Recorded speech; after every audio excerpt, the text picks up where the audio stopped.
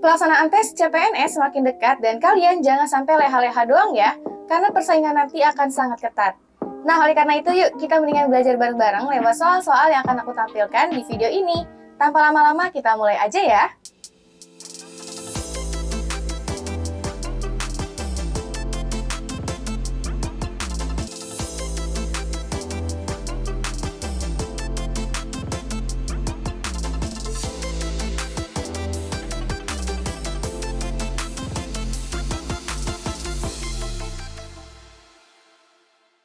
Assalamualaikum warahmatullahi wabarakatuh. Halo teman-teman semuanya, para pejuang CPNS di seluruh Indonesia. Apa kabar nih kalian hari ini? Semoga dalam keadaan sehat dan baik ya. Kembali lagi nih bersama aku Kanisa, dan tentunya kalau udah ketemu sama aku, kita akan belajar bareng materi tes wawasan kebangsaan. Tapi tunggu dulu ya teman-teman. Di hari ini kita nggak cuma belajar tes wawasan kebangsaan aja, tapi kita juga akan belajar beberapa soal materi tes intelijensi umum atau TIU. Penasaran nggak sama soalnya? Yuk langsung mulai aja. Oke, kita masuk ke soal yang pertama ya teman-teman. Kita akan bahas materi TWK dulu. ASN modern dituntut untuk bersikap profesional serta memiliki integritas yang tinggi untuk mencapai reformasi birokrasi yang sukses.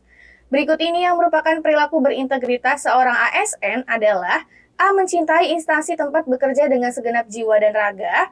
B. Bekerja keras dengan penuh rasa tanggung jawab. C. Selalu datang tepat waktu dan pulang di jam yang benar. D. Memakai seragam yang tepat sesuai dengan peraturan yang berlaku. E. Tidak menerima uang di luar gaji resmi kantor. Oke, di sini soal pertama adalah mengenai integritas. Integritas itu apa sih teman-teman? Integritas itu adalah kesesuaian antara apa yang kita ucapkan, antara apa yang kita pikirkan, sesuai dengan apa? Sesuai dengan nilai dan norma yang berlaku. Jadi kesesuaian antara ucapan kita, perilaku kita, pikiran kita dengan nilai dan norma yang berlaku di masyarakat. Nah, di sini teman-teman yang ditanyakannya itu jelas banget dalam konteks seorang ASN. Kalian kan pasti sebagai calon ASN ya harus memiliki perilaku yang berintegritas. Contohnya tuh apa sih teman-teman perilaku yang berintegritas? Ingat, di dalam perilaku integritas itu ada 9 nilai yang teman-teman bisa nanti cari sendiri ya, atau di next video kita akan buat video khususnya tentang nilai-nilai integritas. Ada kejujuran diantaranya, ada disiplin, ada tanggung jawab, dan beberapa nilai lainnya. Nah, di sini teman-teman kita lihat contoh perilaku yang berintegritas itu adalah apa? Mencintai instansi tempat bekerja dengan segenap jiwa dan raga. Kira-kira benar atau enggak ya? Di sini benar ya teman-teman ya, mencintai instansi tempat bekerja dengan segenap jiwa dan raga tuh benar, jadi bentuk integritas. Tapi ini masih kurang tepat. Masih ada hal lain yang lebih bersikap integritas. Kita lihat yang B, bekerja keras dengan penuh rasa tanggung jawab. Ini juga kalau kita kaitkan dengan nilai-nilai integritas ya termasuk ada nilai kerja keras dan tanggung jawab, tapi masih kita simpan dulu nih teman-teman. Yang C, selalu datang tepat waktu dan pulang di jam yang benar. Ini juga sama, kalau kita kaitkan dengan nilai integritas, masuk ke dalam nilai disiplin. Kemudian memakai seragam yang tepat sesuai dengan peraturan yang berlaku juga sama teman-teman, perilaku disiplin. Tapi, kesemuanya, ini masih bukan hal integritas yang aku maksud. Di sini perilaku berintegritas dari seorang ASN, teman-teman, bisa ditunjukkan dengan cara apa? Dengan cara menghindari KKN. Korupsi, kolusi, nepotisme. Ingat tadi perilaku integritas itu apa? Kesesuaian antara perilaku kita dengan nilai dan norma yang berlaku. Salah satunya itu adalah dengan menghindari KKN, teman-teman. Kegiatan KKN, korupsi, kolusi, nepotisme, itu jelas banget ya, bertentangan dengan nilai dan norma yang berlaku di masyarakat. Nah, berarti yang mana, teman-teman? Jawabannya itu adalah yang E nih, perilaku integritasnya. Kenapa? Tidak menerima uang di luar gaji resmi kantor. Ini menjadi bentuk apa? Menjadi bentuk upaya untuk menghindari KKN. Kalau misalnya kita menerima uang dari orang lain gitu ya, bisa dalam bentuk apa? Gratifikasi. Nah, itu kan masuk juga nanti ke dalam korupsi, kolusi, nepotisme, teman-teman. Hanya menerima uang dari sumber resmi yang diantar oleh instansi atau kantor, ini adalah menjadi upaya dari perilaku integritas, terutama dalam hal apa? Dalam hal menghindari perilaku KKN. Jadi untuk soal ini jawabannya yang E ya. Oke, kita lanjut ke soal yang nomor 2. Aisyah adalah anak dari keluarga berada. Ia termasuk murid cerdas. Di rumah, ia memiliki banyak koleksi buku. Aisyah suka bergaul dengan siapapun tanpa membeda-bedakan status sosial. Setiap minggu sore, teman-teman berkunjung ke rumah Aisyah untuk membaca buku.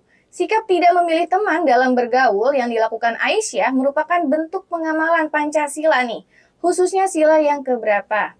Sila kelima, sila keempat, sila ketiga, sila kedua, sila ke-1. Oke, di sini kita lihat ya teman-teman, ada Aisyah yang merupakan anak dari keluarga berada. Tapi kalau misalkan bergaul atau berteman, dia tidak pernah membeda-bedakan status, teman-teman. Berarti apa? Menganggap semua orang itu sama statusnya, derajatnya. Nah, ini termasuk ke dalam nilai apa, teman-teman? Kalau misalkan nilai ketuhanan, pasti kurang tepat ya, karena kaitannya tuh dengan orang lain, bukan dengan Tuhannya. Kemudian kalau keterkaitannya dengan negara, nilai persatuan juga kurang tepat, teman-teman. Dan nilai kerakyatan juga kurang tepat. Jadi antara sila kelima, nilai keadilan dengan nilai kemanusiaan. Kira-kira lebih masuknya ke dalam nilai keadilan atau kemanusiaan nih? Lebih masuknya ke dalam nilai kemanusiaan ya teman-teman yang ada di dalam sila kedua Pancasila. Kenapa? Karena di dalam sila kedua Pancasila, kemanusiaan yang adil dan beradab, salah satu butir pengamalannya nih teman-teman, dari 45 butir pengamalan, salah satu butir pengamalannya itu adalah mengakui persamaan derajat, persamaan hak dan kewajiban asasi setiap manusia, tanpa membeda-bedakan suku, keturunan, agama, kepercayaan, jenis kelamin, kedudukan sosial, warna kulit, dan lain sebagainya. Jadi, atas dasar butir pengamalan tersebut, maka Aisyah telah mencerminkan pengamalan tadi, teman-teman. Mengakui kalau semua orang itu derajatnya sama, punya hak yang sama untuk bergaul juga dengan dia, meskipun dia dari keluarga yang berada.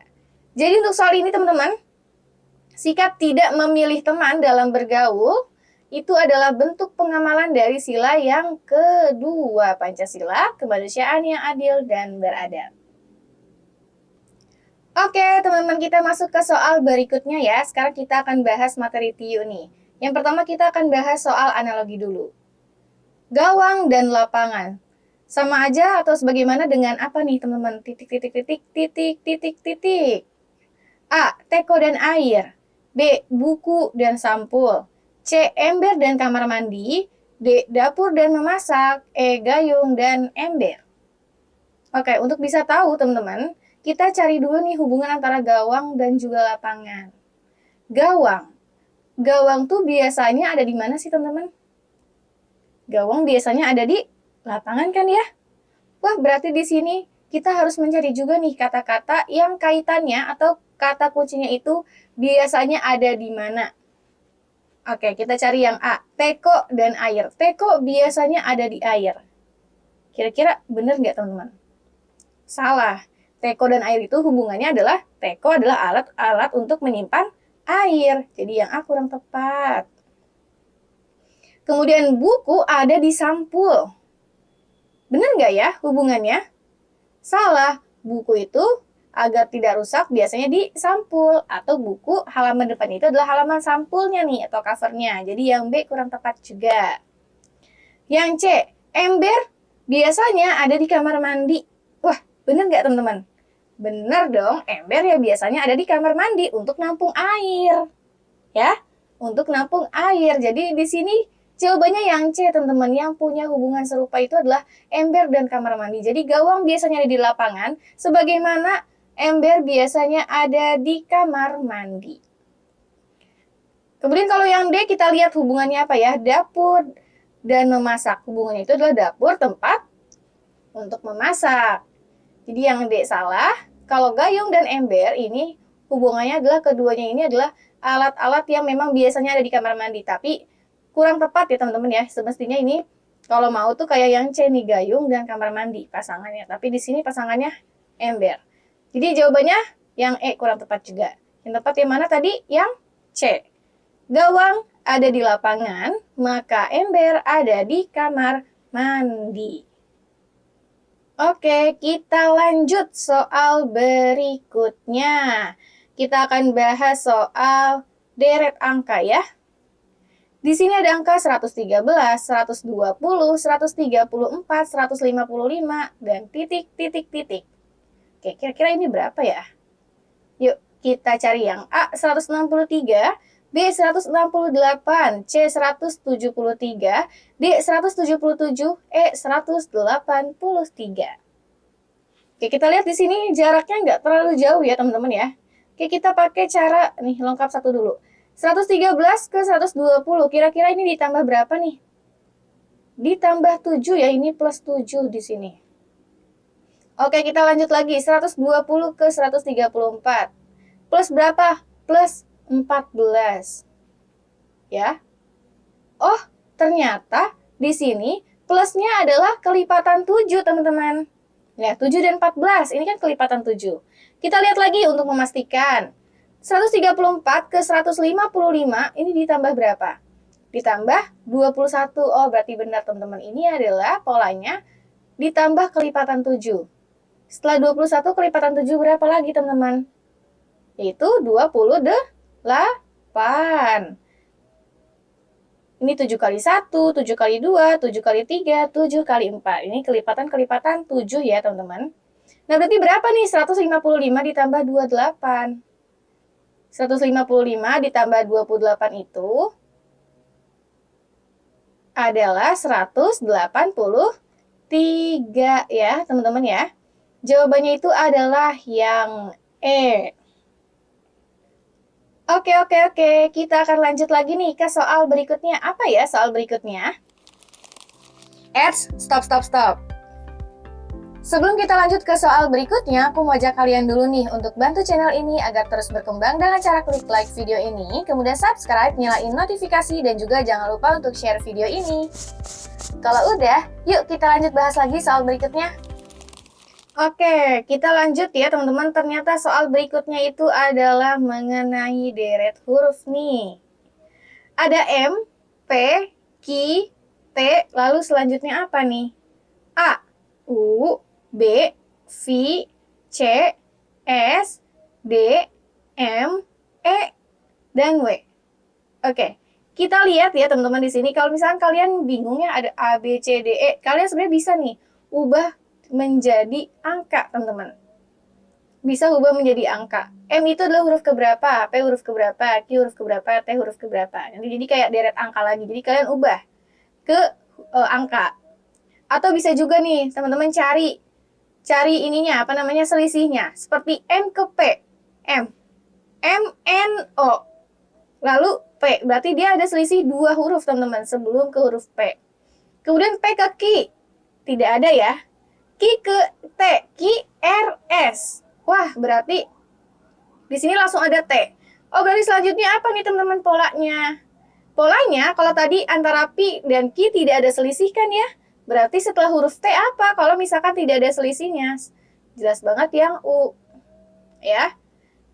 Kalau misalkan kita menggunakannya selisih huruf. Kalau misalkan teman-teman mau gunain diubah ke angka juga bisa. M itu huruf keberapa teman-teman? A, B, C, D, E, F, G, H, I, J, K, L, M. M ini adalah huruf ke yang 13. M, P. Habis itu M, N, O, P. P ini yang ke-16. Q ke-17. T berapa? 17, 18, 19, ke-20 ya. Nah, kita lihat di sini polanya 13 ke 16 plus 3 ya. Ini kalau misalnya kita ubah pakai angka ya teman-teman, 16 ke 17 plus 1. 17 ke 20 plus 3, berarti polanya itu adalah plus 3 plus 1. Nah, berarti setelah dari si T ini, tadi huruf yang ke-20, dia akan ke plus 1 teman-teman, ke angka yang nomor 21. Ke huruf nomor 21 itu apa? Itu U ya, jelas banget. Jadi untuk soal ini jawabannya ada di opsi yang A. Nah, jadi seperti itu ya teman-teman soal TWK dan TIU yang bisa aku sampaikan hari ini ke kalian lewat video ini. Kira-kira menurut kalian soal-soal yang tadi mudah atau sulit nih? Kalian wajib banget ya perbanyak latihan soal lainnya, kayak soal-soal yang tadi udah aku sampaikan. Dan sebelum aku akhiri video ini, aku mau ajak kalian lagi untuk like video ini, kemudian subscribe, nyalain notifikasi, dan jangan lupa untuk share video ini.